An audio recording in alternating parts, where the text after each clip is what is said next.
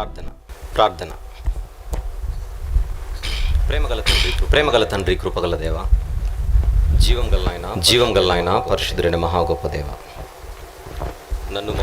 నన్ను మమ్మను ప్రేమించి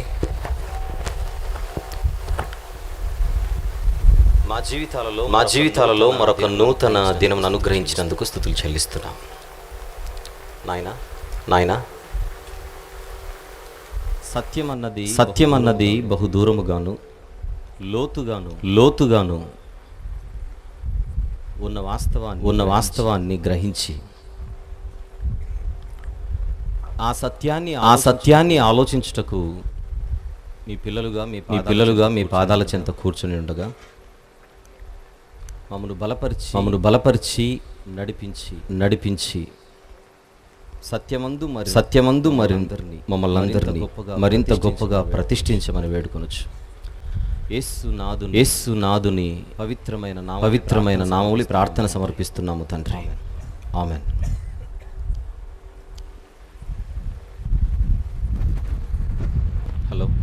హలో ప్రియమైన దేవుని వారలారా, ఇమ్మానుయేలు అనగా ఎవరు అన్న అంశాన్ని మనం నిన్న రాత్రి నుంచి మాట్లాడుకుంటున్నాం. గత రాత్రి మొదటి భాగాన్ని మనం మాట్లాడుకోవడం జరిగింది. ఆ మొదటి భాగము వినకపోతే ఈరోజు కొంచెం మీరు కష్టపడాలి. రాత్రి నెట్ సరిగా లేనందున అది నెట్లో కూడా లేదనే నేను అనుకుంటున్నాను. రేపటికి వస్తుందా ఆ మొదటి భాగము రేపు ఉదయానికి అప్లోడ్ చేయమని నేను కోరుతున్నాను. చేస్తారు కూడా. అంటే ఖచ్చితంగా మీరు వినాల్సిన సందేశం ఇది. ఎందుకు వినాల్సిన సందేశం? ఇమ్మానుయేలు గారి గురించి తప్పకుండా ఎందుకు వినవలసిన సందేశం ఇది?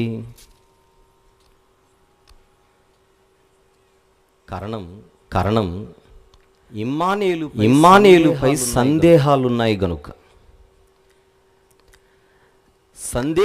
సందేహం ఉన్నప్పుడు సందేశం తప్పదు. అందుకే ఈ రెండవ భాగం ఈరోజు. క్రీస్తు పూర్వం యూదులను పాలించిన రాజులలో ఆహాజు అని ఒక రాజు.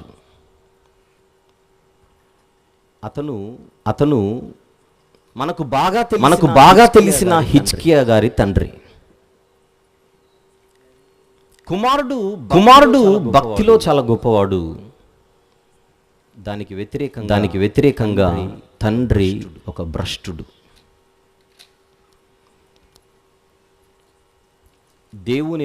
దేవునిని కాని ఆయనపై విశ్వాసాన్ని కాని ఏమాత్రము కలిగి లేక దేవుడంటేనే అవసరత నాకు లేదు అనేటువంటి ఆలోచనతో బ్రతికిన వాడే ఈ ఆహాజు.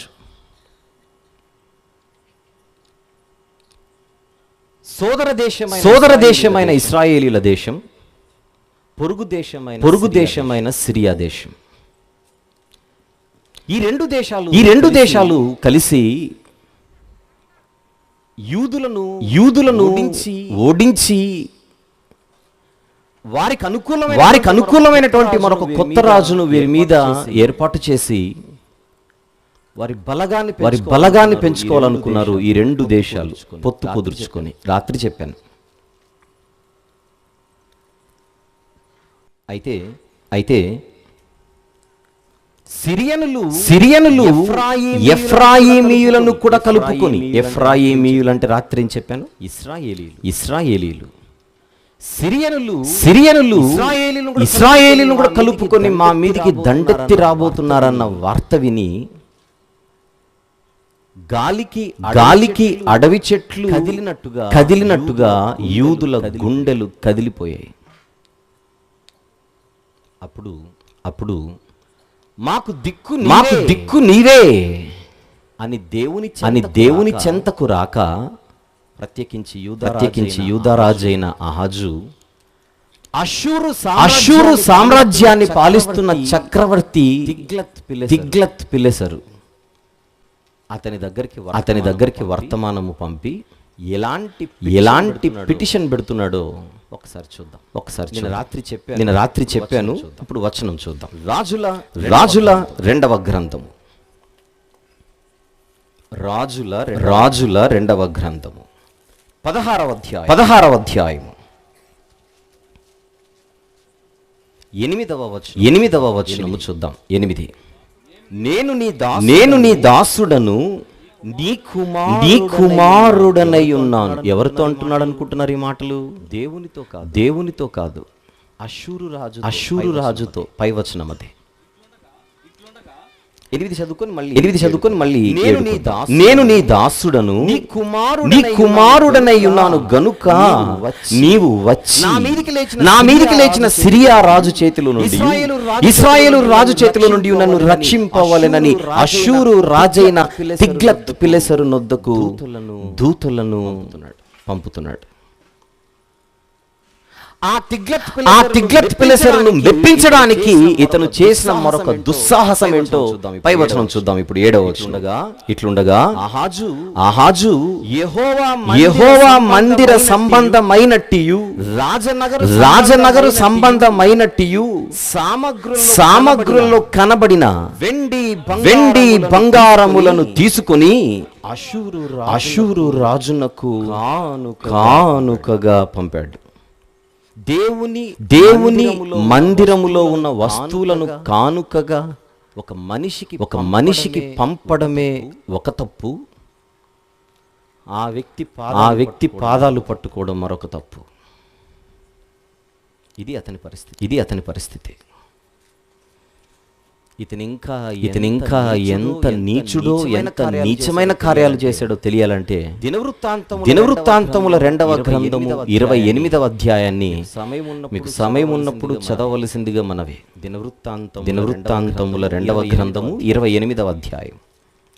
ప్రస్తుతానికి ఈ సందర్భంలో అది అవసరం లేదు కనుక నేను అక్కడికి వెళ్ళట్లేదు. మాట్లాడుకోవలసినవి చాలా ఉన్నాయి కనుక. సమయము 9:25 అవుతుంది. నేను తీసుకొని 3 నిమిషాలైంది. ఆ పాయింట్ మనసులో పెట్టుకోండి. పావు గంటకు వాచులు చూసుకుంటూ ఆవలించి సూచనలు ఇస్తే నేనేం చేయలేను. ఎందుకు ఈరోజు మనకు సభ ఆలస్యమైంది? మీకా గ్రంథం లేట్ అయింది. అంటే పగటి వేళ తరగతిని దాదాపుగా మనం 5:30 వరకు నడిపించుకున్నాం. ఉదయం నుంచి మీరు పాఠాలు వింటున్నారు కనుక పగటి వేళ తప్పట్లేదు. ఒక సుదీర్ఘమైన గ్రంథాన్ని మనము మాట్లాడుకుంటున్నాం కనుక కొంచెం ఆ టైమింగ్ అడ్జస్ట్మెంట్ లో మీరు కాంప్రమైజ్ అవ్వాలి. దాదాపుగా మా ప్రయత్నాలు జరుగుతున్నాయి. అయినప్పటికీ వెళదాం.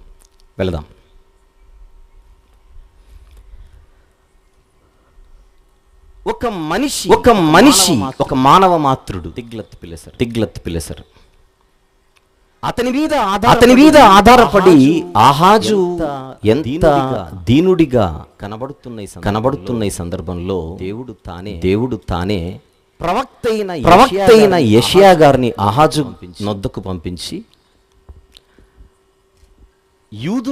యూదులైన మీకు ప్రాబ్లం లేదు. అసలు భూమి మీద యూదులు లేకుండా చేద్దామని ఎందరో కుట్రలు పన్నుతున్నారు, కానీ అది జరగదు. శేషమన్నది లేకుండా యూదులకు చరిత్ర ఉండదు.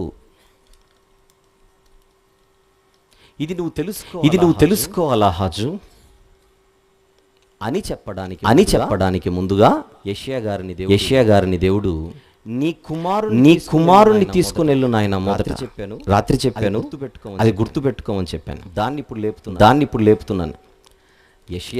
యెషయా ఆహాజు వద్దకెళ్ళి నేను చెప్పు మాటలు అతనికి తెలియజేసేటప్పుడు నీ కొడుకుని తీసుకుని వెళ్ళు. ఆ కొడుకు పేరు షయర్యాషూబు. చూద్దాం. యెషయా గ్రంథం 7వ అధ్యాయం 3వ వచనాన్ని చూద్దాం. యెషయా గ్రంథము 7వ అధ్యాయం 3వ వచనం.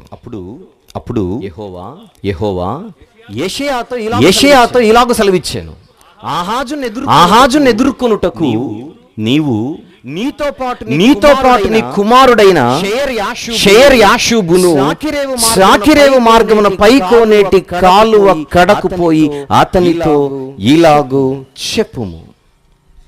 ఎందుకు కొడుకుని తీసుకొని వెళ్ళమన్నాడు? ఆ కుమారుని పేరు కూడా చెబుతున్నాడు, నీ కుమారుడైన షయార్యాషూబు. ఏంటి దీనికున్న అర్థం? యెషయా గారి కుమారునికి ఉన్న పేరు షయార్యాషూబ్ అయితే ఆ పేరుకున్న అర్థం శేషము తిరిగి వచ్చును. అది అతని పేరుకున్న అర్థం. A remnant shall return. శేషము తిరిగి వచ్చును. అది కేవలము ఒక బాబుకున్న పేరు కాదు, ఆనాటి సమాజానికి అర్థమయ్యేలా నీ కుమారుడు పిలువబడుతూ ఉండాలి. యెషయా అయ్యగారు ఎవరైనా యెషయా గారిని కలిసి, ఈ బాబు చూడ్డానికి చాలా బాగున్నాడండి, ముద్దుగా ఏం పేరు పెట్టారు అంటే అప్పుడు యెషయా గారు ఏం చెప్తారు? చదివారు కదా చెప్పండి. తెలుగులో చెప్పండి. నా కొడుకు పేరు శేషము తిరిగి వచ్చును. అంటే ఎవరైనా యెషయా గారి కుమారుణ్ణి పిలవాలంటే ఓ శేషము తిరిగి వచ్చును దా అనాలి. షయార్యాషూబు అంటే అర్థం కాదు. ఇప్పుడు తెలుగులో చెబితేనే మ్యాటర్ అర్థమవుతుంది. యూదులకు యెషయా గారి కుమారుడు ఒక సూచన. యూదులకు యెషయా గారి కుమారుడు దేవుడిచ్చిన సూచన. చూద్దాం కింద 4వ వచనం. భద్రము సుమి నిమ్మలించు పొగరాజుచున్న ఈ 2 కొరకంచు కొనల కనగా రెజీనును అంటే సిరియనులు రెమల్యా కుమారుడును అను వారి కోపాగ్నికి జడియకుము. నీ గుండె అవియనీయకు. సిరియాయు ఎఫ్రాయిమును రెమల్యా కుమారుడును నీకు కీడు చేయవలెనని ఆలోచించుచు మనం యూదా దేశము మీదికి పోయి దాని జనులను భయపెట్టి దాని ప్రాకారములను పడగొట్టి తాబేయేలను వాని కుమారుని దానికి రాజుగా నియమించదము రండని చెప్పుకొనిరి. అయితే దేవుడిలాగు సెలవిచ్చుచున్నాడు, ఏమని? ఆ మాట నిలువదు, అది జరుగదు. నువ్వు నమ్ము. 9వ వచనంలోని చివరి మాట, మీరు నమ్మకపోతే లేదా నమ్మకుండిన ఎడల స్థిరపడకయుండు. నేను చెప్పిన మాట అహజు నువ్వు నమ్మాలి. నమ్మితే మీకు భవిష్యత్తు, నమ్మితే మీకు మంచిది. ఇప్పుడు నేను చెబుతున్నా ఇదంతా రేపటి మీకా గ్రంథాన్ని కూడా పనికొచ్చే సమాచారం. అందుకే జాగ్రత్తగా వినండి. పొరపాటున రేపు నేను చెప్పేటప్పుడు రాత్రి చెప్పాను కదా అనేస్తానేమో. అందుకే మిస్ అవ్వకండి. నువ్వు నమ్ము ఆహాజు. నమ్మితే మంచిది, నమ్మకపోతే మీకు స్థిరం లేదా స్థిరత్వం అనేది ఉండదు.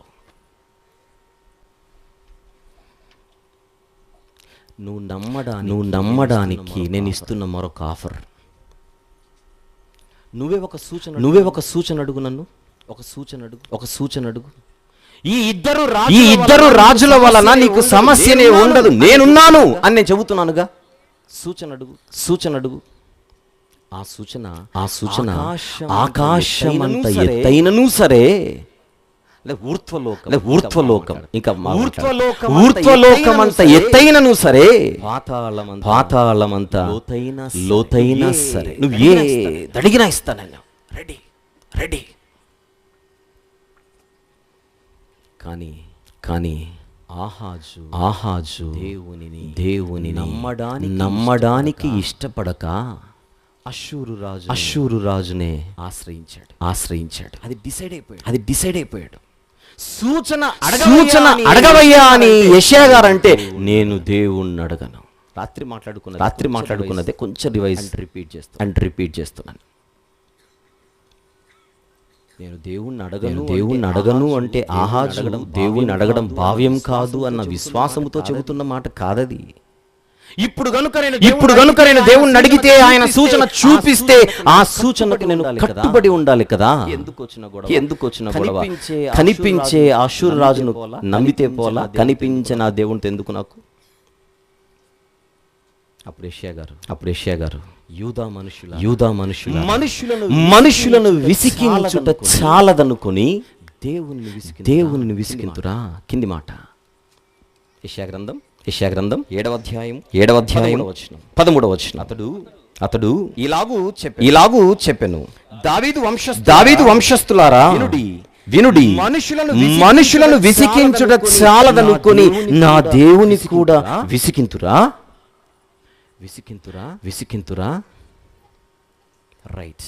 రైట్. మీరు విసికిస్తున్నారు కనుక ఒక మెసేజ్ నండి ఇప్పుడు అని ఒక సందేశాన్ని యెషయా గారు ఓపెన్ చేస్తున్నారు.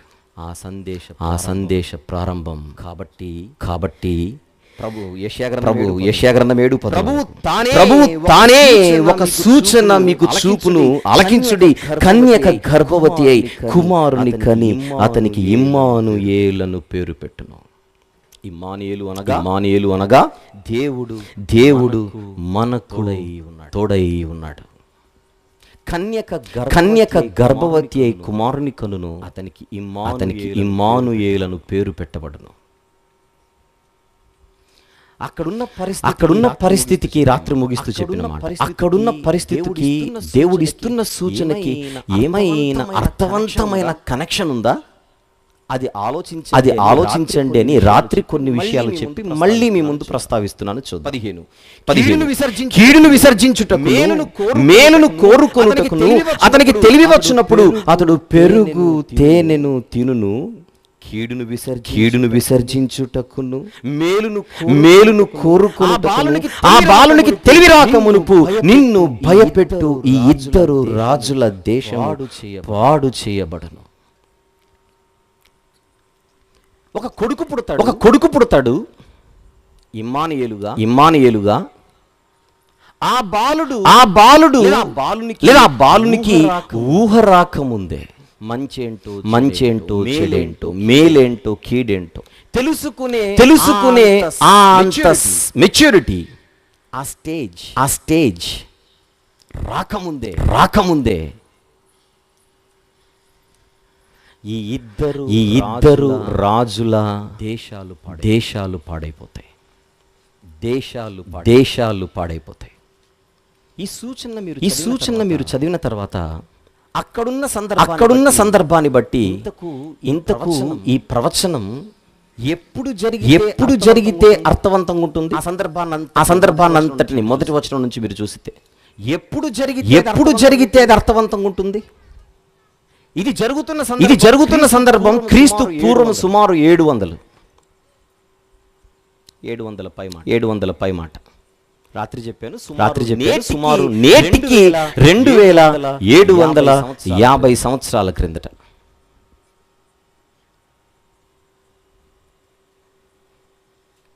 ఈ ప్రవచనం గురించి మత్తయ్య గారు మాట్లాడుతూ ఎప్పుడైతే యేసు ప్రభు వారు పుట్టారో అప్పుడు ఈ ప్రవచనం నెరవేరింది అని తన గ్రంథంలో ఆయన వ్రాసాడు.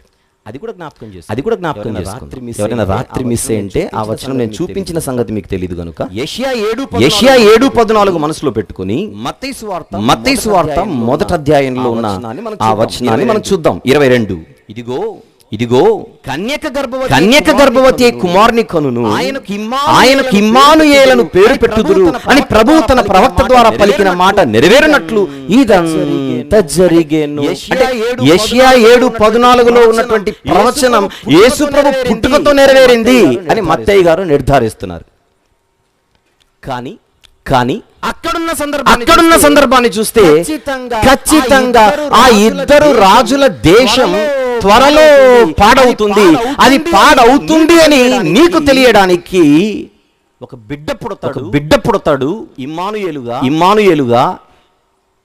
ఆ బిడ్డకి ఇంకా ఊహ రాకముందే మేలైనను కీడైనను గుర్తించి ఇది మేలు ఇది కీడు అని తెలుసుకొని ఇది చెయ్యాలి ఇది చెయ్యకూడదు అన్న ఆలోచనతో ముందుకు సాగే వయస్సు ఆ బిడ్డకి ఇంకా రాకముందే ఈ రెండు దేశాలు పాడవుతాయి.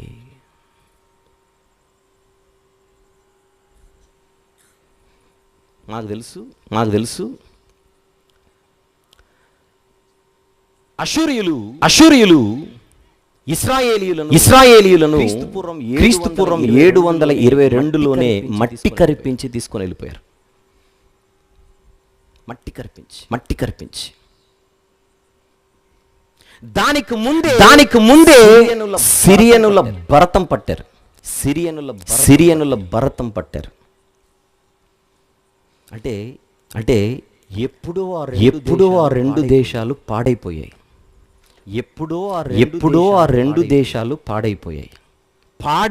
పాడైపోయినట్టుగా మనతో చరిత్ర మాట్లాడుతుంది. బైబిలే మాట్లాడుతుంది.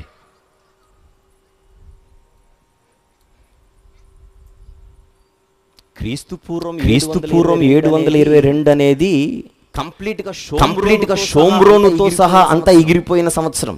మీకు విషయం చెబుతాను. షోమ్రోను అన్నది యెషయా గ్రంథంలో చూసాం మనము. ఇశ్రాయేలు దేశానికి అది రాజధాని కంటే ముందు ఆ దేశంలో ఉన్న పట్టణాలన్నీ కూడా పట్టుబడ్డాయి.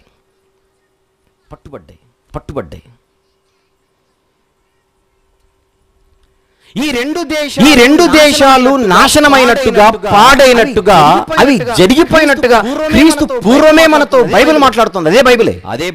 అదే బైబిలే. చూద్దామంటే ఒకసారి చూద్దాం.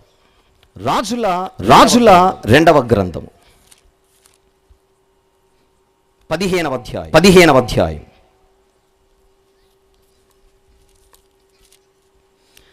రాజుల 2వ గ్రంథం 15 29వ వచనము చూద్దాం. ఇశ్రాయేలు రాజైన పెకహు దినములలో అషూరు రాజైన తిగ్లత్-పిలెసరు వచ్చి ఇయోను పట్టణమును, అబేల్-మెత్మయాకా పట్టణమును, యానోయహు పట్టణమును, కెదెషు పట్టణమును, హాషోరు పట్టణమును, గిలాదు దేశమును, గలిలయ దేశమును, నఫ్తాలి దేశమంతయు పట్టుకుని అచ్చటున్న వారిని అషూరు దేశములకు చెరగా తీసుకొని పోయెను.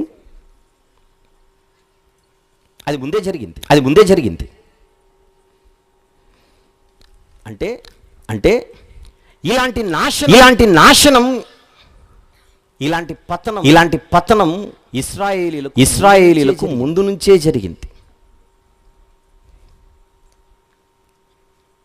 ఆ రెండు దేశాలు పాడవుతూ వచ్చే పీరియాడికల్ గా ఒకటేసారి మొత్తం రాత్రికి రాత్రి లేపేలేదు. అప్పటికే ఇశ్రాయేలీల నాశనం ప్రారంభమైపోయింది. క్రమక్రమంగా సిరియనుల పరిస్థితి కూడా అదే. మరి యేసుప్రభు ఎప్పుడు పుట్టాడు? ఇదంతా జరిగిపోయిన 700 సంవత్సరాల తర్వాత. కానీ ప్రవచనం ఏం చెబుతోంది? ఆ రెండు దేశాలు పాడవక ముందే ఇమ్మానుయేలు పుడతాడు. ఎలాగుంది చూడండి ఇక్కడ పరిస్థితి. మనము ముందు నుంచి చిన్నప్పటి నుంచి ఇమ్మానుయేల్ అంటే యేసు ప్రభువే అని ఫిక్స్ అయిపోయాం. అంటే పొరపాటున ఇప్పుడు ఈయన కాదంటున్నాడా ఏంటి అన్న డౌట్ మీకు రాకూడదు. తొందరపడకండి. నిన్నటి నుంచే మీరు నన్ను సందేహిస్తున్నారని నాకు బాగా తెలుసు. ఆగండి వస్తాను అక్కడికి. ఈ ఇద్దరు రాజులు యూదుల మీద అటాక్ చేయడం కంటే ముందే రెజీను కానీ ఇటు పెకహు కానీ అప్పటికే ఇశ్రాయేలీల నాశనం ప్రారంభమై ఎలాగైనా సరే అష్షూరీయులను మట్టు పెట్టించాలన్న ఉద్దేశముతోనే యూదుల మద్దతు కోరితే వాళ్ళు ఇవ్వనప్పుడు ఆ యూదులను ఓడించి వారిని హస్తగతం చేసుకొని నెమ్మదిగా అష్షూరీయులను మనము అరికట్టాలన్న ప్రయత్నంలో భాగంగా ఆహాజు మీదికి ఈ రెండు దేశాలు రావాలని ఆలోచిస్తుండగా ఆపత్కాలమందు ఆహాజు దేవునిని ఆశ్రయించలేదు, అష్షూరీయులను ఆశ్రయించాడు. ఇప్పటికే ఇశ్రాయేలీయులను ఆల్రెడీ దెబ్బతీశాడు తిగ్లత్ పిలెసరు.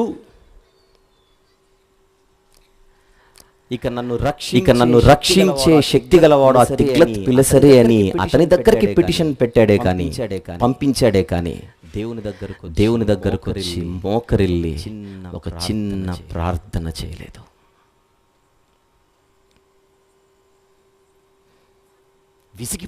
విసిగిపోయిన దేవుడు ఒక బిడ్డ పుట్టి ఊహ రాకముందే ఈ రెండు దేశాలు పాడవుతాయి. ఇది నీకు సూచన.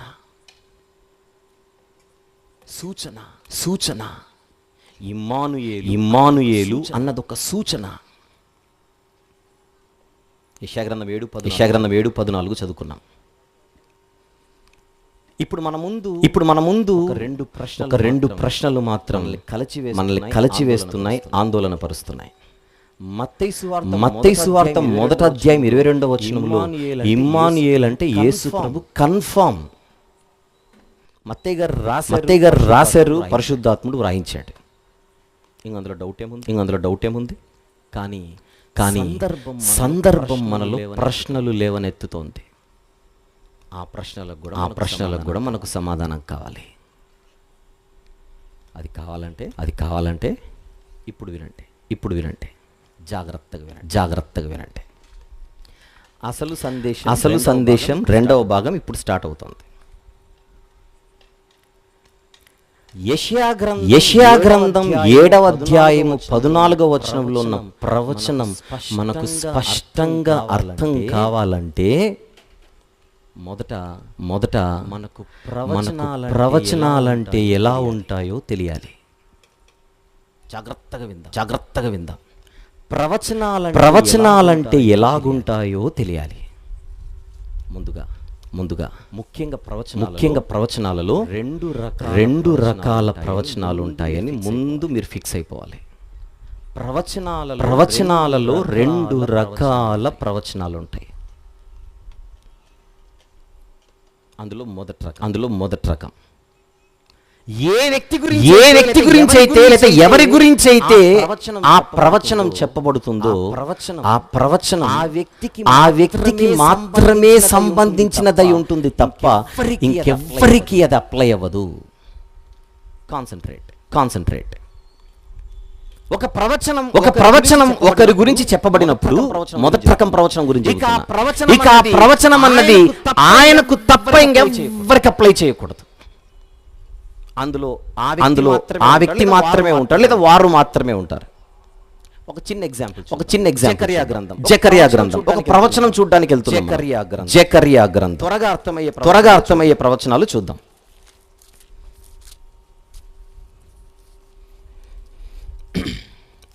జకర్యా గ్రంథము 9వ అధ్యాయం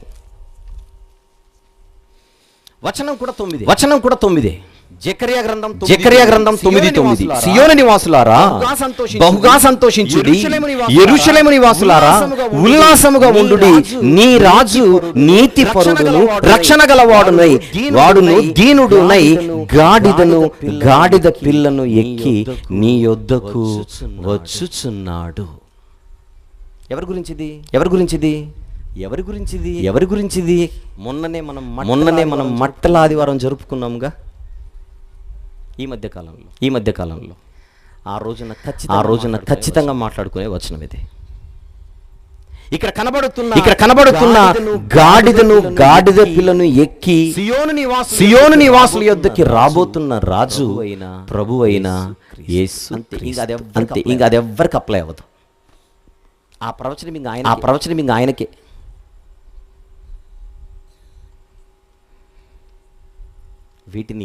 వీటిని సింగిల్ ప్రాఫెసీస్ అని అంటారు. రాసుకోండి. ఏం ప్రాఫెసీస్ ఇవి? Single prophecies.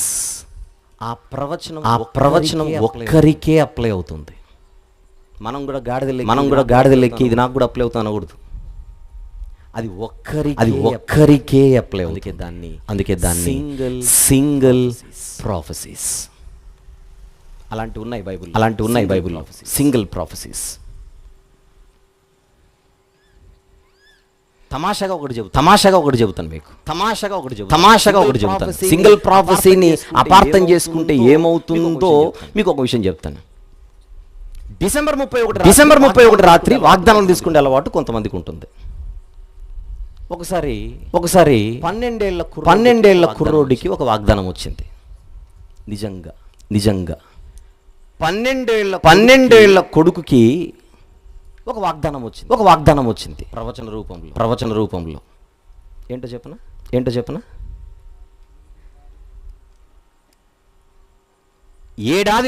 ఏడాదిలోగా మీదటికి ఈ కాలమున నీ భార్య నీకు కుమారుని కనును.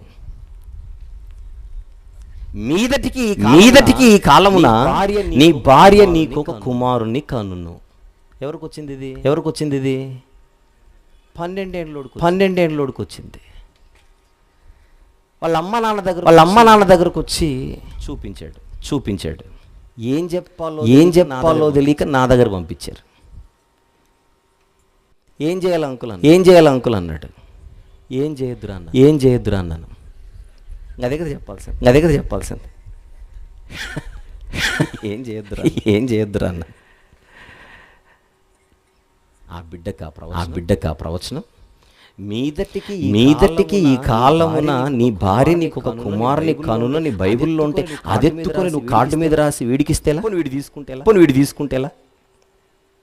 అది వీడికప్లయ్యేది కాదు. అబ్రహాము గారికి పొరపాటుని ఇస్సాకు గారు కూడా జోబులు వేసుకోకూడదు నాదనేది. కొడుకుకే అప్లై కాదు అది. అది సింగిల్ ప్రాఫెసీ. రైట్. ఇప్పుడు మీకు ఒక డబుల్ ప్రాఫెసీ చూపిస్తాను. సమూయేలు రెండవ గ్రంథం 7వ అధ్యాయం 12వ వచనము చూద్దాం ఒకసారి. 12 నుండి. సమూయేలు రెండవ గ్రంథము 7వ అధ్యాయము 12. నీ దినములు సంపూర్ణములగునప్పుడు దావీదు గారు, నీవు నీ పితరులతో కూడా నిద్రించిన తర్వాత నీ గర్భములో నుండి వచ్చిన నీ సంతతిని హెచ్చించి రాజ్యమును అతనికి స్థిరపరచెదను. అతడు నా నామ ఘనత కొరకు ఒక మందిరమును కట్టించును. అతని రాజ్య సింహాసనమును నేను నిత్యముగా స్థిరపరచెదను. నేనతనికి తండ్రినై ఉందును, అతడు నాకు కుమారుడై ఉండును. ఇదొక ప్రవచనం. ఎవరి గురించి అది? త్వరలో మందిరాన్ని కట్టబోతాడు నీ బిడ్డ అన్నాడు దావీదుతో. చరిత్రలో దేవుని కొరకు మందిరాన్ని కట్టించింది ఎవరు? దావీదు కుమారుడైన సొలొమోను. అంటే ప్రవచనం చెబుతోంది అది సొలొమోను గురించి అని మ్యాటర్ అర్థమైపోయింది.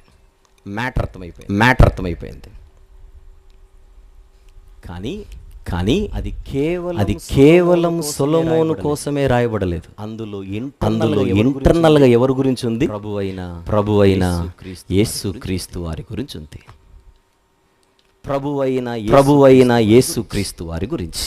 ఎందుకంటే అది కేవలము సొలొమోను వైభవాన్ని గురించే మాట్లాడుతున్నట్టుగా లేదు. ఎప్పుడు గుర్తుపెట్టుకోండి కొన్ని ప్రవచనాలు రెండు భవిష్యత్తులను మాట్లాడుతున్నాయి. రెండు భవిష్యత్తులను మాట్లాడుతుంటాయి. ఆ రెండు భవిష్యత్తులలో ఒక భవిష్యత్తు నియర్ ఫ్యూచర్. ఏమంటారు దాన్ని? Near future. రెండవది అల్టిమేట్ ఫ్యూచర్ లేదా డిస్టెంట్ ఫ్యూచర్. అల్టిమేట్ ఫ్యూచర్ అసలు భవిష్యత్. కొన్ని దగ్గరలో ఉండేటువంటి భవిష్యత్తును చెబుతూ అట్ ద సేమ్ టైం దూరాన జరగబోయేది కూడా చెబుతుంది. అలాంటి దానిలో సమూయేలు 2వ గ్రంథము 7వ అధ్యాయము 12, 13 వచనాలు చదువుకుందాం. ఒకసారి మళ్ళీ చదువుకుందాం. సమూయేలు 2వ గ్రంథము 7వ అధ్యాయం 12, 13 మళ్ళీ ఒకసారి చదవండి. తరువాత సమూయేలు 2వ గ్రంథం 7, 12, 13 వచనాలు చదువుతున్నాం. నీ దినములు సంపూర్ణమగునప్పుడు నీవు నీ పితరులతో కూడా నిద్రించిన తరువాత నీ గర్భంలో నుండి వచ్చిన నీ సంతతిని హెచ్చించి రాజ్యమును అతనికి స్థిరపరచెదను. అతడు నా నామఘనత కొరకు ఒక మందిరమును కట్టించును. మందిరమును కడతాడనగానే మనకు సొలొమోను క్లిక్ అయిపోవాలి. అతని రాజ్య సింహాసనమును నేను నిత్యముగా స్థిరపరచెదను. నేను అతనికి తండ్రినై ఉందును, అతడు నాకు కుమారుడై ఉండును. మీకు ఎవరికైనా క్రొత్త నిబంధనపై కొంచెం అవగాహన ఉంటే మీకు వెంటనే హెబ్రీ పత్రిక 1వ అధ్యాయంలో ఈ ప్రవచనం గురించి ప్రస్తావించబడుతుందో లేదో మీకు వెంటనే జ్ఞాపకం రావాలి. చూద్దాం ఒకసారి హెబ్రీ పత్రిక 1వ అధ్యాయం 5వ వచనము చూద్దాం. హెబ్రీ పత్రిక 1వ అధ్యాయం 5వ వచనం. ఏలయనగా నీవు నా కుమారుడవు, నేను నేడు నిన్ను కనియున్నాననియు, ఇదిగాక నేను ఆయనకు తండ్రినై ఉందును. నెక్స్ట్ మాట, ఆయన నాకు కుమారుడై ఉండును. ఈ ప్రవచనాన్ని ఇప్పుడే మనము 2వ సమూయేలు గ్రంథం 7వ అధ్యాయంలో చూసాం. అది సొలొమోనుది అని మనం అనుకుంటున్న తరుణంలో అది సొలొమోనుదే కాదు, రాబోయే రోజుల్లో ప్రభువైన యేసుక్రీస్తు వారిది కూడా అని అంటున్నాడు హెబ్రీ పత్రిక వ్రాసిన భక్తుడు.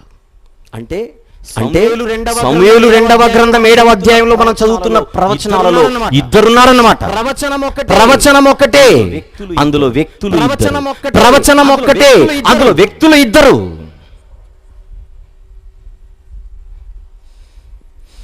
ఈ ప్రాఫెసీని ఏమనాలి?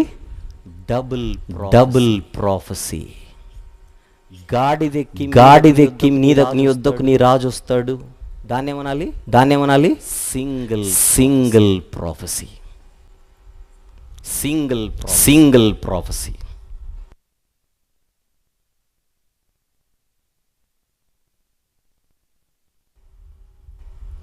ప్రవచనం ఒక్కటే. కొన్ని ప్రవచనాలలో ఒకే వ్యక్తి ఉంటాడు. కొన్ని ప్రవచనాలలో ఇద్దరు ఉంటారు. ఇంకొక ఎగ్జాంపుల్ చెబుతాను. కీర్తనల గ్రంథంలోని 22వ కీర్తన తీద్దాం. కీర్తనల గ్రంథములోని 22వ కీర్తన మొదటి వచనం చూద్దాం. మొదటి వచనం చదవండి. నా దేవా నీవు నన్నేల విడనాడితివి. రాస్తున్నవాడు దావీదు గారు, పైన పరిచయం. నా దేవా నీవు నన్నేల విడనాడితివి. ఏం గుర్తొచ్చింది మీకు? ఈ మాట చదవగానే మీకు ఏదో గుర్తుకు రావాలి. ఇప్పుడే విన్న పాట గుర్తుకు రావాలి. సిలువలో 7 మాటలు పాటలు విన్నారుగా. మొన్ననే ఏప్రిల్లో కూడా మాట్లాడుకున్నాముగా. సిలువలోని 7 మాటలలో ఒక మాట, నా దేవా నన్నేల చేయి విడిచితివి. ఆ మాట చదవగానే ఇది ఒక ప్రవచనం. రాబోయే కాలంలో యేసు ప్రభువుని గురించి ముందే దావీదు గారు రాస్తున్నట్టుగా మనకు అనిపిస్తున్నది. కానీ ఇంకో విషయం చెప్పనా, అది భవిష్యత్తులో యేసు ప్రభుది. వర్తమానములో దావీదు గారిది కూడా. ఆయన పరిస్థితి భయంకరమైన సమస్యల్లో ఉండగా ఆయన దేవునితో, దేవా నన్నెందుకు విడిచిపెట్టావయ్యా? ప్రార్థన అంటే ఈ ప్రవచనంలో 2 కాలాలు ఉన్నాయి. ఒకటి ప్రెజెంట్, ఇంకొకటి ఫ్యూచర్. ఒకటి ప్రెజెంట్, ఒకటి ఫ్యూచర్. ఇప్పుడు సమూయేలు గ్రంథంలో మనం చదువుకున్నది 2 భవిష్యత్తులే. ఒకటి నియర్ ఫ్యూచర్, ఇంకొకటి అల్టిమేట్ ఫ్యూచర్.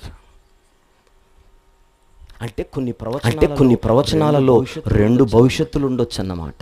మరికొన్ని ప్రవచనాలలో ఒక ప్రెజెంట్, ఒక ఫ్యూచర్ ఉండొచ్చు అన్నమాట. కాలాలు తెలుసు కదా మీకు?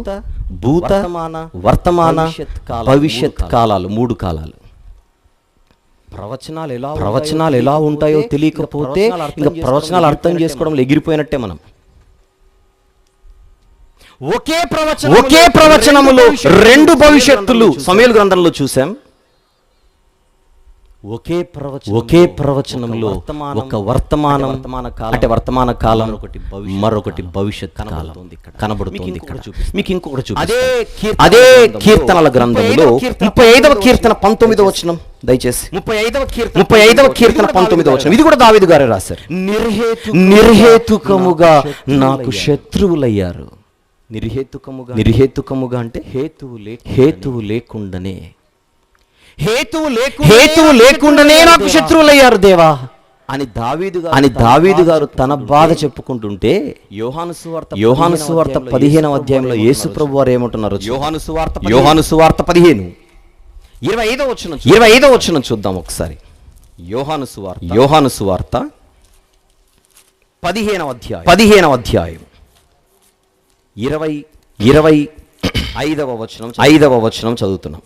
అయితే నన్ను నిర్హేతుకముగా ద్వేషించిరి అని వారి ధర్మశాస్త్రంలో వ్రాయబడిన ప్రకారం నెరవేరినట్లు ఇలాగూ జరిగెను. అక్కడేమో దావీదు గారు తన గురించే చెబుతున్నట్టుగా మనకు అనిపించిన అది కూడా ఒక ప్రవచనం అంటున్నాడు యేసు ప్రభు. ఎలాంటి ప్రవచనం అది?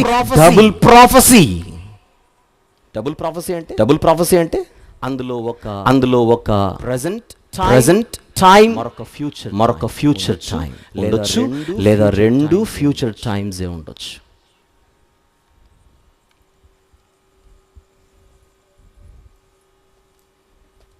ఇప్పుడు మీకు ఇంకొక ప్రవచనం చూపిస్తాను. ఈ ప్రవచనానికి ఉండే విచిత్రమైన క్యారెక్టర్ ఏంటో చెప్పనా? ఈ ప్రవచనంలో ఒక పాస్ట్ ఉంటుంది, ఒక ఫ్యూచర్ ప్రెజెంట్ ఎగిరిపోయి ఉంటుంది. అందులో ఒక పాస్ట్ ఉంటుంది, ఒక ఫ్యూచర్ ఉంటుంది, ప్రెజెంట్ ఉండదు. ఇప్పుడు మనం చూసిందా ప్రెజెంట్ ఉంది, ఫ్యూచర్ ఉంది, ఏం లేదు, పాస్ట్ లేదు. ఇప్పుడు పాస్ట్ వస్తుంది, ప్రెజెంట్ ఎగురుతుంది. చూద్దాం హోషేయ గ్రంథం.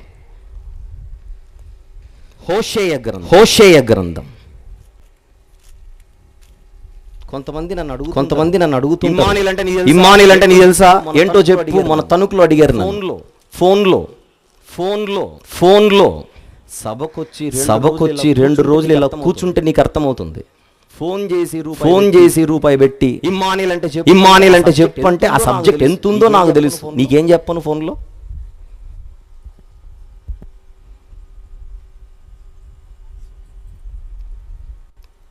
తెల్లవారుజామున 3 గంటలకు కాల్ చేశారు మా ఇంటికి. ఒకసారి వినండి, తెల్లవారుజామున 3 గంటలకు. అప్పుడు నేను జేమ్స్ అండమాన్ నికోబార్లో ఉన్నాం.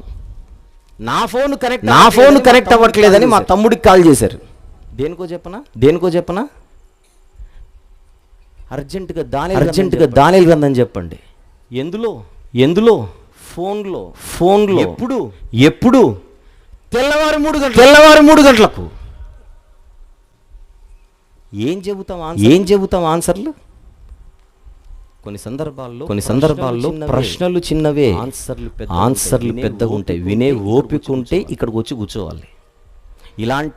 ఇలాంటి సభలకు సదస్సులకు వస్తే నీకు సబ్జెక్ట్ వస్తుంది. అన్న నిన్నేం చేశారు ఉదయం నుంచి అని అడిగేశాను సింపుల్గా 2 సెకండ్లలో. ఉదయం నుంచి ఏం చేశాడు ఇప్పుడు చెప్పాలంటే 2 సెకండ్లు అయిపోతుంది ఆన్సర్. నేను కూర్చుంటే చెబుతాడు ఏం చేశాడు ఉదయం నుంచి.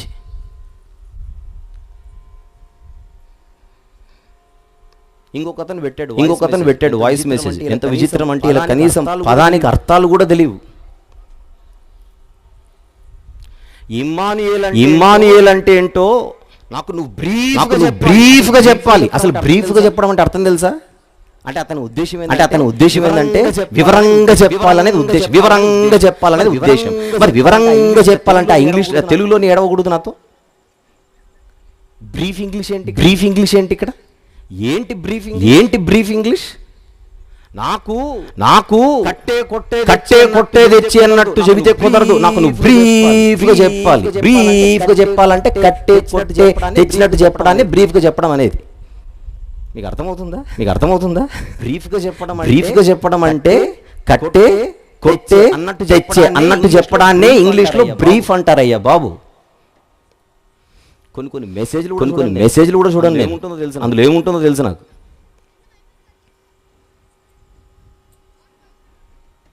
తీతు పత్రిక 2వ అధ్యాయం 13వ వచనంలో యేసు ప్రభు మహాదేవుడు అని ఉంది. ఇంగ్లీష్ బైబిల్లో అంటుంది కదండి, మరి మాకు ఇంగ్లీష్ రాదు. మరి అండుంది కదండి, అండుకు అర్థం మరియు అన్ను చదివితే సరిపోదు.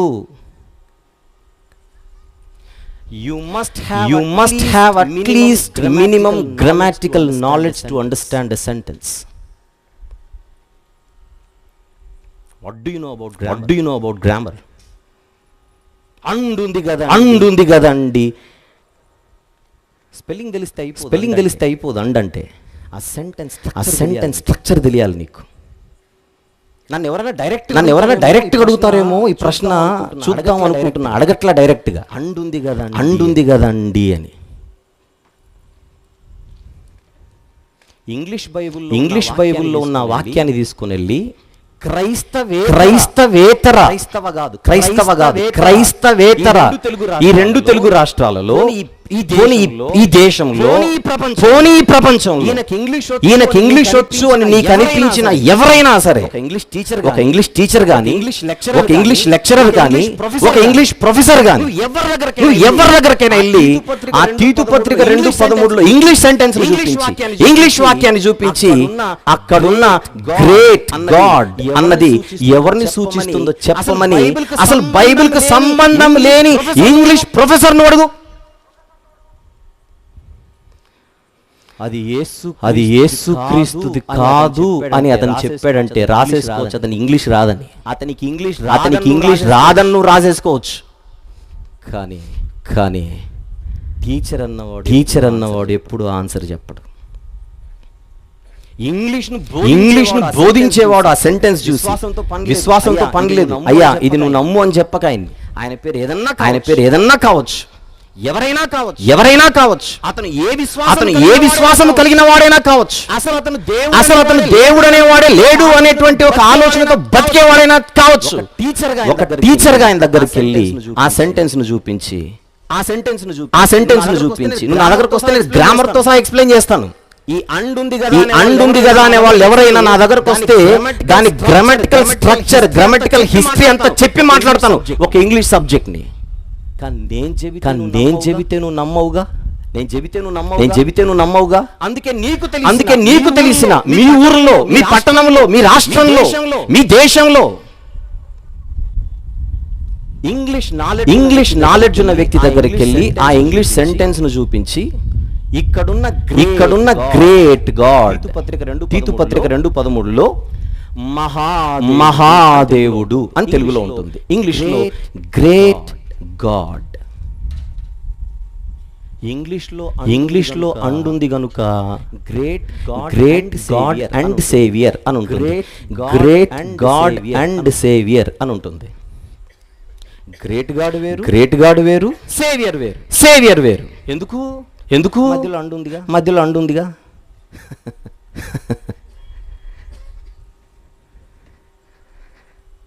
ఆ ప్రశ్న అడిగేటప్పుడు ఏం చదువుకున్నారు వీళ్ళు అని నాకు ప్రశ్న పుట్టింది.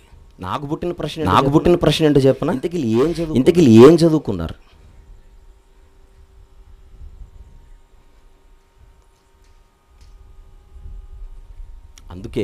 అందుకే నేను చెబుతున్న విషయం నీకు ఇస్తున్నటువంటి ఆఫర్. మాకు ఇంగ్లీష్ నాలెడ్జ్ ఉందని ఎవరైనా క్రైస్తవేతరులు ఉంటే వాళ్ళ దగ్గరికి వెళ్ళి, అయ్యా ఈ సెంటెన్స్ లో ఈ గ్రేట్ గాడ్ అన్న ఫ్రేజ్, గ్రేట్ గాడ్ అన్న పోర్షన్, అన్న పార్ట్ ఎవరిని సూచిస్తుందో అంటే వాళ్ళకి అర్థం కావాలంటే దీని యాంటిసీడెంట్ ఏంటో. ఈ పదం మీకు తెలియకపోవచ్చు, అందుకే చెప్తుంది. దీని యాంటిసీడెంట్ అంటే, యాంటిసీడెంట్ ఎవరో చెప్పవా అని ఒక ఇంగ్లీష్ టీచర్ని అడగండి. బైబిల్తో సంబంధం లేని వాళ్ళని అడగండి. ఒక ఇంగ్లీష్ సెంటెన్స్ నాకు అర్థం కావట్లేదు అన్న గ్రామటికల్ క్వశ్చన్ అడగండి అతన్ని.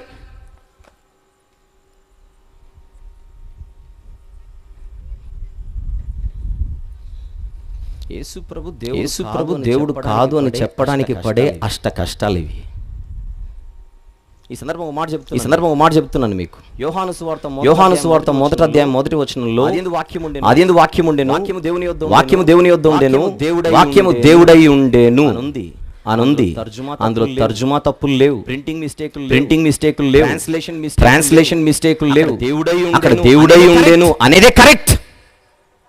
దేవుడై ఉండేను అని ఉండకూడదు, దేవుని దై ఉండెను అని ఉండాలి. కొట్టేసుకోండి.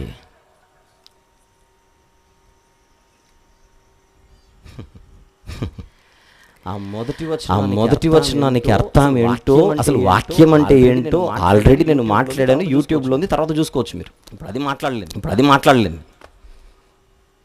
రోమాపత్రిక 9వ అధ్యాయంలో కనిపించే సర్వాధికారి అనే దేవుడు. ఇంతకు ముందు చెప్పాను, మళ్ళీ చెబుతున్నాను. ఇంతకు ముందు చాలా సార్లు చెప్పాను, మళ్ళీ చెబుతున్నాను.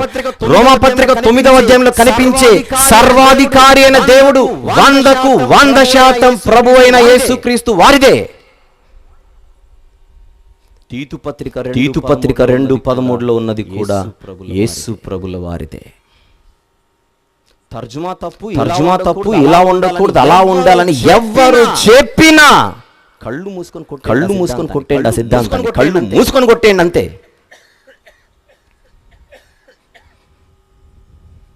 రేపు రాత్రి మెసేజ్ కూడా ఎవరు మిస్ అవ్వకండి. ఇంకొక అద్భుతమైన మెసేజ్ ఎందుకు రేపు. ప్రవచనాలు ఎలా ఉంటాయో మాట్లాడుకుంటున్నాం. ప్రవచనాలు ఎలా ఉంటాయో. హోషే గ్రంథం 11వ అధ్యాయం మొదటి వచనం చూద్దాం. ఇశ్రాయేలు బాలుడై ఉండగా నేను అతని ఎడల ప్రేమ కలిగి నా కుమారుని ఐగుప్తు దేశములో నుండి పిలిచి తిని. అది ప్రవచనం. ఇది చూడగానే మీకు ఏమి గుర్తుకు రావాలో ఒకసారి చూద్దాం. ఇశ్రాయేలు బాలుడై ఉండగా నేను అతని ఎడల ప్రేమ కలిగి నా కుమారుని ఐగుప్తు దేశములో నుండి పిలిచి తిని. ఇది చదవగానే మీకు ఎవరు గుర్తుకు రావాలి? ఇశ్రాయేలు బాలుడై ఉండగా నేను అతని ఎడల ప్రేమ కలిగి నా కుమారుని ఐగుప్తు దేశంలో ప్రేమ కలిగి పిలిచి తిని, ప్రేమ కలిగి తీసుకొని వచ్చి తిని. ఒక వచనం చూద్దాం. ద్వితీయోపదేశకాండం 7వ అధ్యాయం. ద్వితీయోపదేశకాండము 7వ అధ్యాయం 8వ వచనము చూద్దాం. అయితే యెహోవా మిమ్మును ప్రేమించువాడు గనుక, తాను మీ తండ్రులకు చేసిన ప్రమాణము నెరవేర్చువాడు గనుక యెహోవా బాహుబలము చేత మిమ్మును రప్పించి దాసుల గృహములో నుండి ఐగుప్తు రాజైన ఫరో చేతిలో నుండి మిమ్మును విడిపించెను. ఇది చదవగానే మీకు హోషేయ 11:1 చదివితే అవును కదా, ఒకప్పుడు ఐగుప్తులో బాలుడై ఉండగా, ప్రారంభ దశలో ఉండగా ఇశ్రాయేలుల చరిత్ర అక్కడే ప్రారంభమైంది. ఆ ఐగుప్తులో ఇశ్రాయేలు బాలుడై ఉండగా దేవుడు ప్రేమించి కదా, ద్వితీయోపదేశకాండం 7:8 బాహుబలము చేత ఐగుప్తు నుంచి వారిని తీసుకొని వచ్చాడు. ఈ మాట హోషేయ గారు 11:1 చెబుతున్నాడు. మళ్ళీ రండి, కమ్ బ్యాక్. హోషేయ గ్రంథం 11వ అధ్యాయము మొదటి వచనం. ఇశ్రాయేలు బాలుడై ఉండగా నేను అతని ఎడల ప్రేమ కలిగి నా కుమారుని ఐగుప్తు దేశంలో నుండి పిలిచి తిని, ప్రవక్తలు వారిని పిలిచినను, బయలుదేవతలకు వారు బలులు అర్పించిరి, విగ్రహములకు ధూపం వేసిరి. అంటే ఇదంతా ఎవరి గురించి? ఐగుప్తులో నుండి వీరిని పిలిపించి రప్పించి తోడుకొని వచ్చి కనాను దేశంలోనికి చేర్చింది నేనే కదా, ప్రేమించే కదా తీసుకొని వచ్చింది.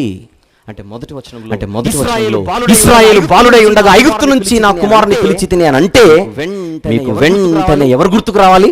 ఒకనాడు మోషే గారి నాయకత్వములో బయలుదేరిన ఇశ్రాయేలు జనాంగం గుర్తుకు రావాలి. అది పాస్ట్. హోషే 11:1 కనబడుతున్న ఈ మాట ఒక ఘటాన్ని సూచిస్తోంది. ఇప్పుడు మత్తయి సువార్త ఒకసారి 2వ అధ్యాయం మత్తయి సువార్త 2వ అధ్యాయం 13 నుంచి 15 మీరు రాసుకోండి సందర్భ పరిచయం కోసం. 13-15 చదువుకుందాం. వారు వెళ్ళిన తర్వాత ఇదిగో ప్రభువు దూత స్వప్నమందు యోసేపునకు ప్రత్యక్షమై, హేరోదు ఆ శిశువును సంహరింపవలెనని ఆయన వెదకబోచున్నాడు గనుక నీవు లేచి ఆ శిశువును ఆయన తల్లిని వెంటబెట్టుకుని ఐగుప్తునకు పారిపోయి నేను నీతో తెలియజెప్పే వరకు అక్కడనే ఉండుమని అతనితో చెప్పినప్పుడు అతను లేచి రాత్రివేళ శిశువును తల్లిని తోడుకొని ఐగుప్తునకు వెళ్ళి ఐగుప్తులో నుండి నా కుమారుని పిలిచి తినని ప్రవక్త ద్వారా ప్రభు సెలవిచ్చిన మాట. ఏ ప్రవక్త ద్వారా ప్రభు సెలవిచ్చిన మాట? ఇప్పుడు చదువుకున్నాంగా. ఐగుప్తులో నుండి నా కుమారుని పిలిచి తిని, హోషేయ 11:1 అని ప్రవక్త ద్వారా ప్రభు సెలవిచ్చిన మాట నెరవేర్చబడినట్లు హేరోదు మరణము వరకు అక్కడ ఉండెను.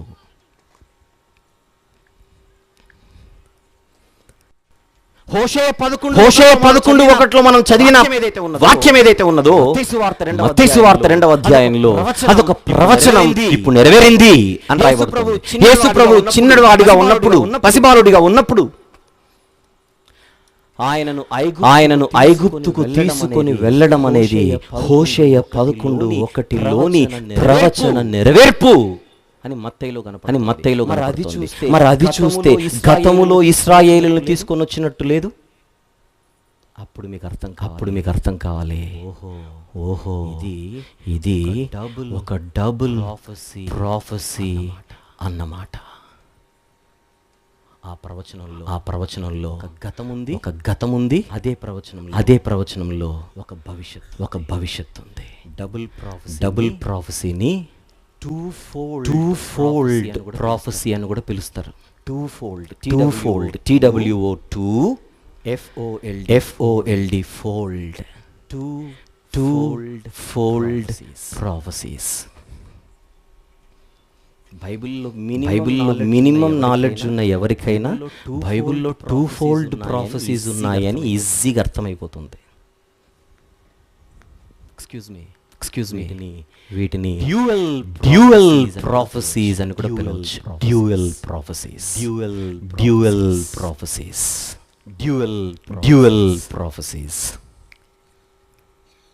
నా దగ్గర ఒక సెల్ ఫోన్ ఉంది. కనబడుతుందా? ఇది కూడా నల్ల కలర్లో. ఇక్కడ పెడతా. అరే ఇప్పుడు కనపడుతుందా? ఇప్పుడు రండి. రైట్. ఇందులో ఒకటే సిమ్ ఉంది. నిజమేనా? రైట్. ఒకటే సిమ్ ఉంది. ఇంకొక సిమ్ పెట్టడానికి వీలు లేదు. చిన్న ఫోన్. मेरा पास और एक फोन भी है यहाँ. ये क्या है? ఇందులో రెండు సిమ్ములు ఉన్నాయండోయ్. మీరేమని పిలుస్తారో చెప్పండి. Dual SIM. ఫోన్ ఒక్కటే పీస్ ఒక్కటే సిమ్ములు రెండు. ఫోన్ ఒక్కటే సిమ్ ఒక్కటే. ఇది అర్థమైతే ఇది ఓనర్ గారికి ఇచ్చేస్తాను. తర్వాత అర్థం కావడానికి కొన్ని ఫోన్లలో ఒకటే సిమ్ ఉంటుంది. కొన్ని ఫోన్లలో రెండు సిమ్ములు ఉంటాయి. మనకు తెలిసిన నాలెడ్జ్ ఇది. అలాగే కొన్ని ప్రవచనాలలో ఒకరి గురించి ఒక కాలానికి సంబంధించినవే ఆ ప్రవచనంలో ఉంటాయి. మరికొన్ని ప్రవచనాలలో ప్రవచనం ఒకటే, వ్యక్తులు ఎక్కువ. ప్రవచనం ఒక్కటే, కాలాలు వేరు. కాలాలు అని మాట్లాడితే కొన్ని ప్రవచనాలలో ఒక గతం, ఒక భవిష్యత్. కొన్ని ప్రవచనాలలో ఒక వర్తమాన కాలం, ఒకటి భవిష్యత్ కాలం. కొన్ని ప్రవచనాలలో రెండు భవిష్యత్తులే. ఆ భవిష్యత్తులలో మళ్ళీ రెండు రకాలు. ఒకటి నియర్ ఫ్యూచర్, రెండు అల్టిమేట్ ఫ్యూచర్, లేదా డిస్టెంట్ ఫ్యూచర్. ఇదంతా మనసులో పెట్టుకొని ఇప్పుడు రండి యెషయా గ్రంథం 7వ అధ్యాయము 14వ వచనం.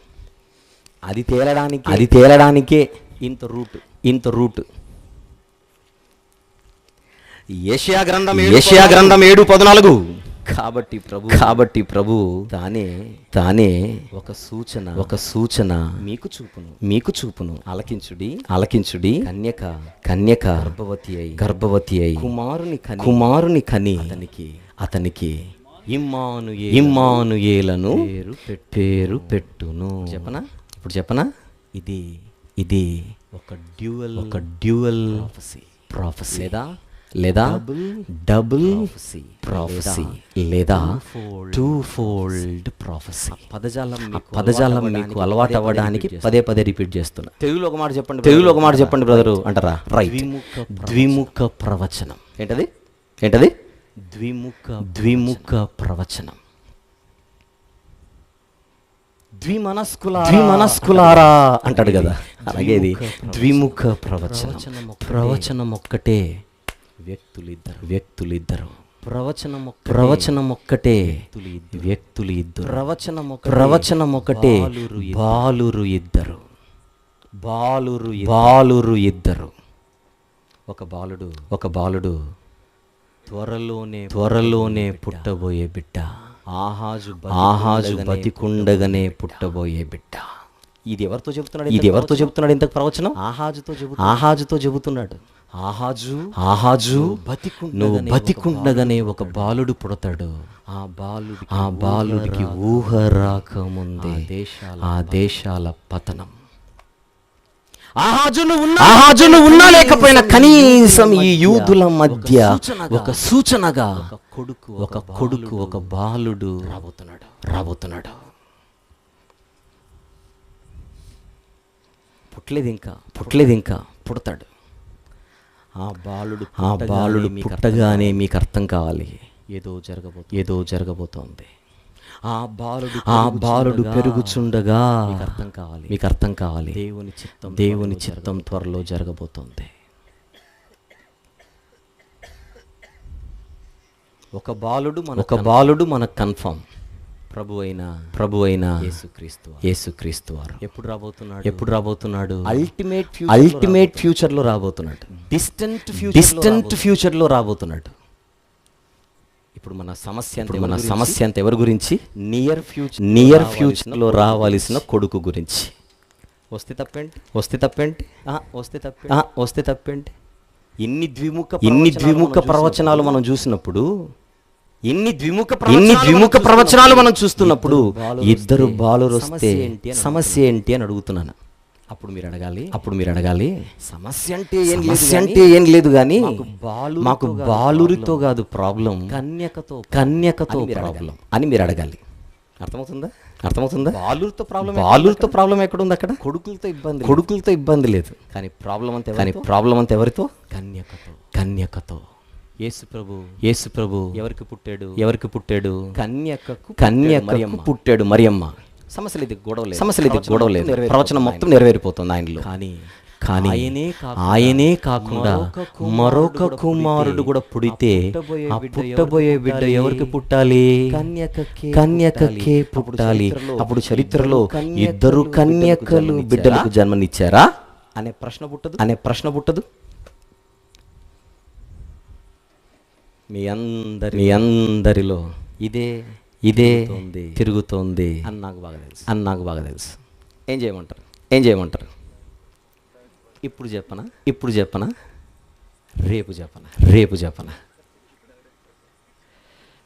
చంపకయ్య బాబు చెప్పేయి.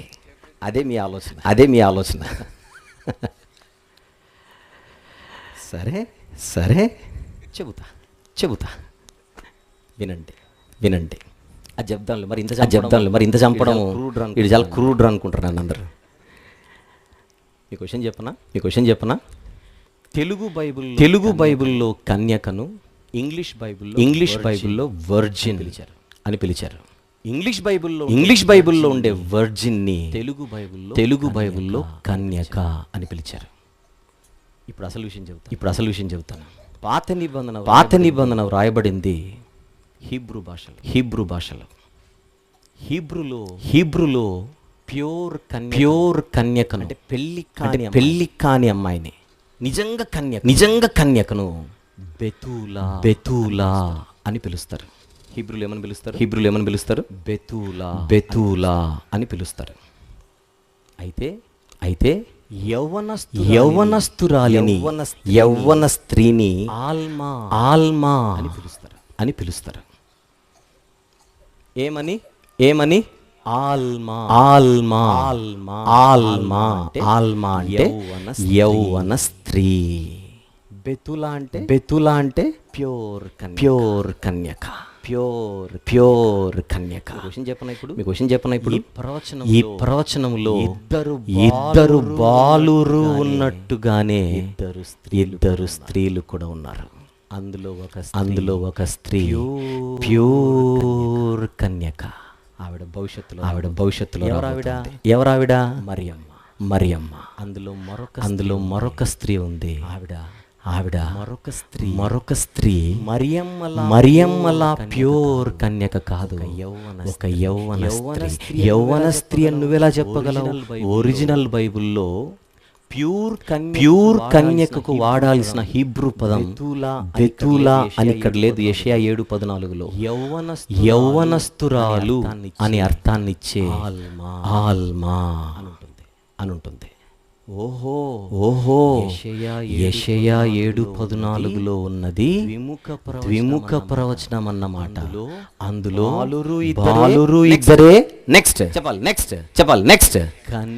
కన్యకలు కూడా ఇద్దరే. అందులో ఒక ఆవిడ ప్యూర్, ఇంకొక ఆవిడ పెళ్ళైంది కానీ యౌవనస్తురాలు.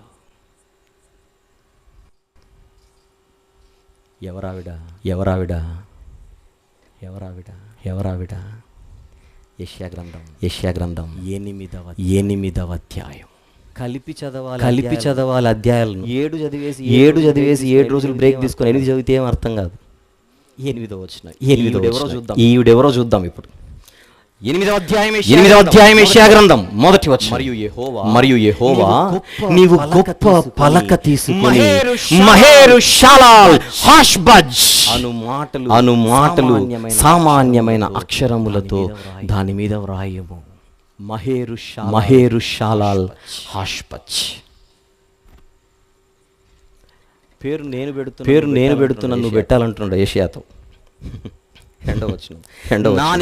నా నిమిత్తము నమ్మకమైన సాక్ష్యము పలుకుటకు యాజకుడైన ఊరియాను యెబెరెక్యాయు కుమారుడైన జకర్యాను సాక్షులుగా పెట్టదనని నాతో చెప్పగా. నెక్స్ట్ 3వ వచనం. నేను ప్రవక్త్రి యొద్దకు పోతిని. ఎవరు మాట్లాడుతున్నారన్నమాట? యెషయా గారు. నేను ప్రవక్త్రి యొద్దకు పోతిని, ఆమె గర్భవతి అయి కుమారుని కనెను.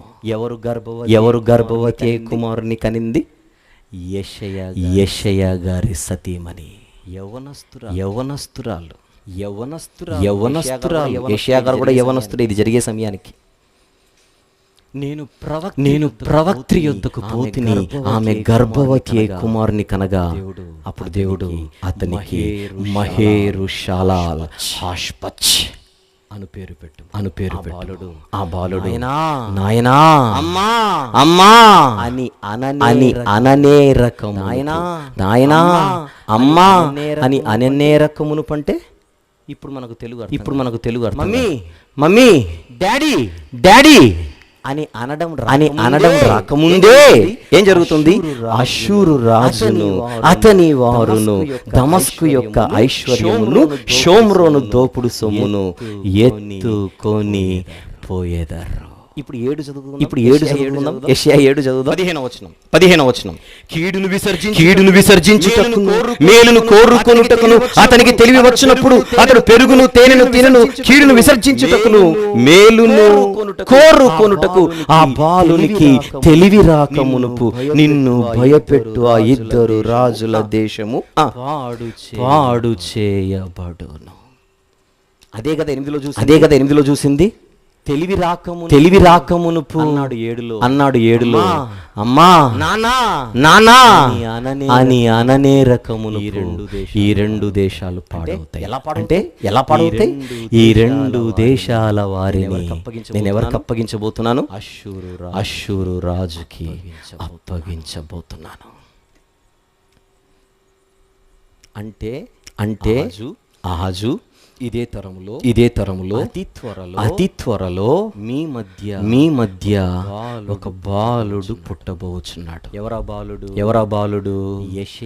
యెషయా గారి రెండవ కుమారుడు. మొదటి కుమారుడు ఎవరు? 7వ అధ్యాయం 3వ వచనంలో ఉన్న షెయార్యాషూబు అంటే మీనింగ్ ఏంటి? శేషము తిరిగి వచ్చును. అది ప్రజల మధ్య యెషయా గారు ఆయన కుమారుడు ఒక సూచనగా. ఇప్పుడు 8వ అధ్యాయంలో మరొక కొడుకు. ఆ కొడుకు పుట్టగానే మీకు అర్థం కావాలి, యూదులారా మీకు అర్థం కావాలి, త్వరలో సిరియనులను ఇశ్రాయేలీయులను దేవుడు మట్టి కరిపించబోతున్నాడు. ఎవరి పక్షాన? యూదుల పక్షాన. యూదులకి నాశనము రాకుండా పెకహు చేతిలో కానీ రెజీను చేతిలో కానీ ఈ యూదా రాజ్యం దెబ్బతినకుండా మమ్మల్ని కాపాడుతున్నవాడు, మాతో ఉన్నవాడు, మాకు తోడుగా ఉన్నవాడు దేవుడు అని మీకు అర్థం కావడానికి రెండవ సూచనగా యెషయా గారికి మరొక కొడుకు. అదే కొడుకుకి ఇంకొక పేరు పెట్టమన్నాడు. ఏం పేరు అది? మహేరు షాలాల్ హాష్. అంటే మీనింగ్ ఏంటి? కింద ఫుట్నోట్ త్వరితముగా దోపుడగును, ఆతురముగా కొల్ల పెట్టబడును. Swift to the booty and speedy to the prey అంటాడు ఇంగ్లీష్ లో. అంటే ఇక్కడ బిడ్డ పుట్టగానే మీకు అర్థం కావాలి, అతి త్వరలో ఇశ్రాయేలీయులు అండ్ సిరియనులు దోపిడీకి గురి కాబోతున్నారు. తెలుగులేంటి?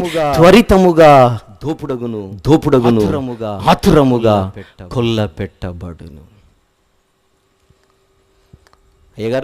అయ్యగారు ఈ మధ్యనే మీకు ఇంకొక కొడుకు పుట్టాడటగా. కంగ్రాచులేషన్స్ అండి. ఏమైనా పేరు పెట్టారా అని ఆయన అడిగితే ఎప్పుడో పెట్టామండి. ఇంకా చెప్పాలంటే ఆడు పుట్టక ముందే పెట్టామండి. ఏం పేరేంటి అంటే అప్పుడు ఆయన అంటాడు త్వరితముగా దోపుడగును ఆతురముగా కొల్ల పెట్టబడు. అదేనా? అలాగదని మేము అడిగింది ఆ అబ్బాయి పేరు. నేను చెప్పింది కూడా ఆ పేరే. తెలుగులో మాట్లాడుకుందాం. మహేరు షాలాల్ హాష్బజ్. ఏమర్థమవుతుంది? తెలుగులో చెప్దాం. చెప్పండి తెలుగులో. త్వరగా దోపుడగును ఆతురముగా కొల్ల పెట్టబడు. ఇప్పుడు ఎవరైనా బిడ్డను పిలవాలంటే మార్కెట్లో ఏమని పిలవాలి?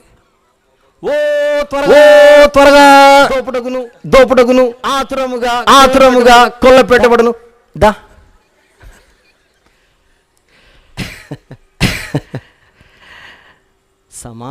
సమాజంలో ఆ పేరుతో బిడ్డను పిలుస్తుంటే చూసే ఎవడైనా వినే ఎవడైనా ఏమడుగుతాడు చెప్పండి? ఏం పేరండి బాబు? ఎవరయ్యా పెట్టింది? అది పెట్టుకుంటే తాతగారు పేరు పెట్టుకో, ముత్తాతగారి పేరు త్వరగా కొల్ల పెట్టబడును ఆతురంగా కొల్ల పెట్టబడు. ఏంది? అలా ప్రజలు అడిగితే అప్పుడు యెషయా గారు చెప్పాలి, ఇది మీకోసం ఒక సూచనగా దేవుడిచ్చిన పేరు. వీడు దేవుడిచ్చిన బిడ్డ. వాడి పేరులో ప్రజలకు ఒక సందేశం. త్వరలో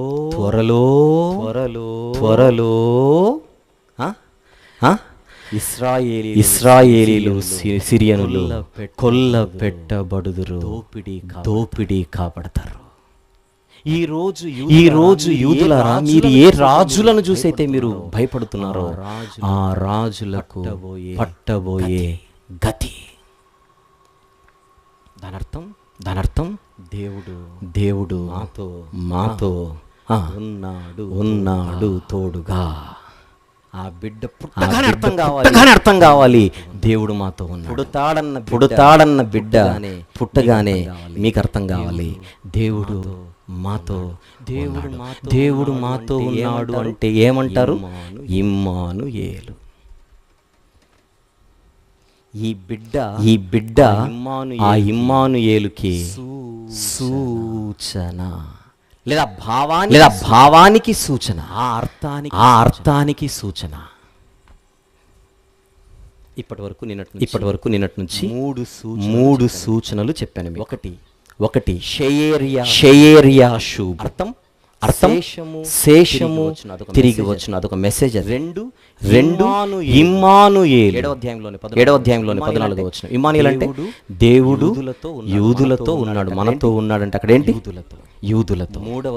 మూడవ సూచన మహేరు షాలాల్ హాష్పచ్, అంటే మీరు భయపడుతున్నవారు, మీరు భయపడుతున్నవారు ఎవరిని చూసైతే వారు త్వరలో దోపిడీకి గురవుతారు, ఆతురముగా కొల్లపెట్టబడతారు.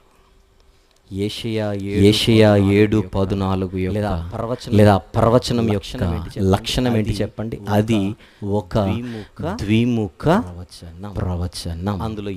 అందులో ఎందరున్నారు? ఇద్దరు బాలురు, ఇద్దరు స్త్రీలలో. ఆ స్త్రీలలో ఒక ఆవిడ ప్యూర్ కన్యక రాబోతుంది, మరొక ఆవిడ యవ్వనస్తురాలు. మీరు అడగొచ్చు, మరి మరియమ్మను మీరు కన్యకని ఎలా అంటారండి అని అడిగితే బైబిల్లో రాయబడింది, వారిద్దరూ ఏకము కాకమునుపు ఆమె పరిశుద్ధాత్మ వలన గర్భవతి అయి. చూపిద్దాం ఎక్కడుందంటే నేను ఎక్కడికి వెళ్ళలేదు. మళ్ళీ మత్తయి సువార్త మొదటి అధ్యాయం 18వ వచనం కదూ. మత్తయి సువార్త మొదటి అధ్యాయం 18వ వచనం చదవండి.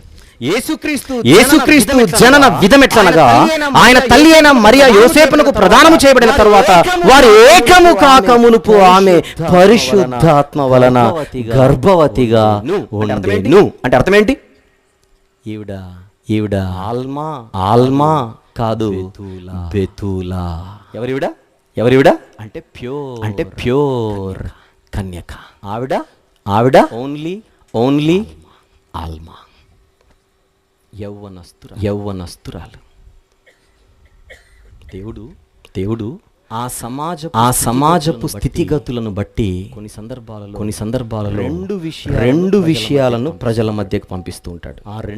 ఆ రెండు విషయాలలో ఒకటి వర్తమానము, ఇంకొకటి భవిష్యత్తు కావచ్చు. కొన్ని నియర్ భవిష్యత్తు, మరొకటి డిస్టెంట్ ఫ్యూచర్. ప్రవచనాల శైలి ఇలాగుంది అని మీకు బైబిల్లో తెలియకపోతే మీరు అపార్థం చేసుకొని ఇష్టం వచ్చినట్టుగా వక్రీకరించేసి ఏదేదో మాట్లాడేస్తారు. గుర్తుపెట్టుకోండి, లేఖనాలను అపార్థం చేసుకోవడం బైబిల్లో చెప్పబడింది. స్వకీయ నాశనం. ఆ తప్పు చేయకండి. తెలియకపోతే చేయొచ్చు, తెలిసినా చేస్తే తెలియక చేసినట్టు కాదు, తెగించి చేసినట్టు.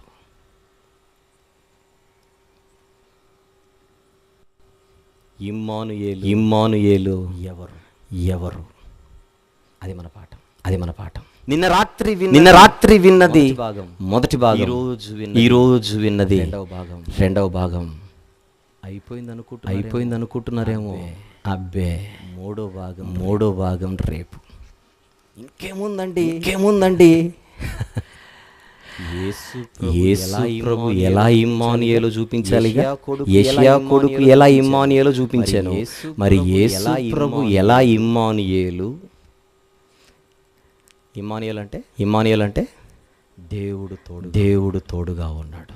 ఆ అర్థములో ఉండే దేవుడు అన్న లక్షణం యేసు ప్రభుకుందా లేదా?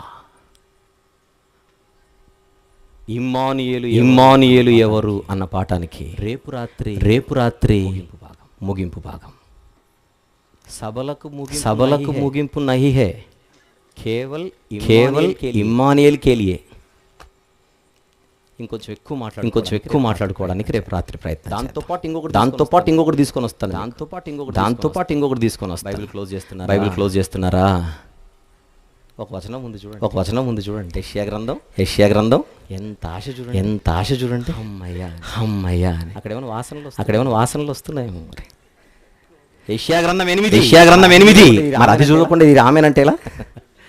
యెషయా గ్రంథం 8:18. యెషయా గారు ఏమంటున్నారో చూద్దాం. ఇదిగో నేనును యెహోవా నాకిచ్చిన పిల్లలును సియోను కొండ మీద నివసించు సైన్యములకు అధిపతియగు యెహోవా వలని సూచనలుగాను మహత్కార్యములుగాను ఇశ్రాయేలీయుల మధ్య ఉన్నాము. అసలు మా ఫ్యామిలీనే ఒక సూచన మీకు. నేనొక సూచన, నా కొడుకులు ఒక సూచనలు. ఏం జరగబోతుందో భవిష్యత్తులో మీకు తెలియాలంటే యూదులారా అండ్ ఇశ్రాయేలీయులారా ఒక్కసారి మా ఇంటికి వచ్చి మా పిల్లల్ని చూడండి. ఈ పిల్లలే మీకు సూచన. మీకు విషయం చెప్పనా, ఈ 8-18 కూడా డబుల్ ప్రాఫెసీనే. మళ్ళీ ఇప్పుడు అది ఎత్తనులేండి. ఇందులో కూడా రెండు ఉన్నాయి. మళ్ళీ మిగిలిన విషయాలు రేపు మాట్లాడుకుందాం. ఒక్కటి మాత్రం చెబుతున్నాను ముగించే ముందుగా. ఏదైనా ఇంతవరకు తెలియకుండా నేను అలా అనుకున్నానండి అని మీకు అనిపిస్తే, ఇంత వివరణ ఇచ్చిన తర్వాత కొంచెం సరిదిద్దుకోవడానికి మీరు ప్రయత్నం చేయండి. తప్పేంటి? What's wrong with that? మొండికి నేను వేసిందే నేను అన్నదే చెల్లాలి అని అంటే ఎవరేం చేయగలరు? చెప్పడం బాధ్యత, వినకపోతే అది మీ ఇష్టం. ముగింపు ప్రార్థన. ఈ రాత్రి సభకు మాత్రమే. ప్రేమగల తండ్రి, కృపగల దేవ, ఆకలి మరచి అలసట మరచి గాలి తగులుతున్నదో పరిస్థితి ఎలాగున్నదో అంతటిని పక్కన పెట్టి మీ పిల్లలు వాక్యం వింటున్నారు తండ్రి. ఈ వాక్యపు పండుగలలో కురుస్తున్న ఈ వాక్యపు వర్షాన్ని బట్టి స్తుతులు చెల్లిస్తున్నాము నాయన. పుస్తకాలలో మాత్రమే హృదయాలలో ఈ మాటలు వ్రాసుకుని మీ పిల్లలు మరింత బలపడి ముందుకు సాగుటకు సహాయం చేయమని, వాక్యాన్ని ఎలా అర్థం చేసుకోవాలో దాని శైలి పద్ధతి విధానం అర్థం చేసుకోవడానికి మీ పిల్లలను తండ్రి అన్ని విధాలుగా ఆయత్తపరచమని సిద్ధపరచమని, మిగిలిన శేష దినాలలో మీకు మహిమకరంగా పగటి వేళ తరగతులు, రాత్రి వేళ సభలు జరుగులాగున సహాయం చేయమని యేసు ప్రభుల వారి దివ్యమైన నామములు ప్రార్థన సమర్పిస్తున్నాము తండ్రి. ఆమేన్. తండ్రి కుమార పరిశుద్ధాత్మల ప్రేమ కృపా సహవాసం చేరిన మనందరితో సర్వలోకంలో చెదిరి ఉన్న సకల పరిశుద్ధులకు సదాకాలము తోడయ్యుండును గాక. ఆమేన్.